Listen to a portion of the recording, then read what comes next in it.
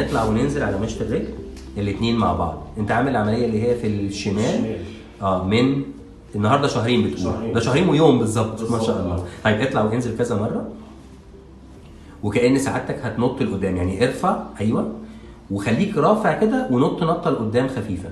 انا عارف ان اول مره تعملها ما شاء الله. اوكي ونط لورا دي. الله اكبر. لا طبعا ما شاء الله.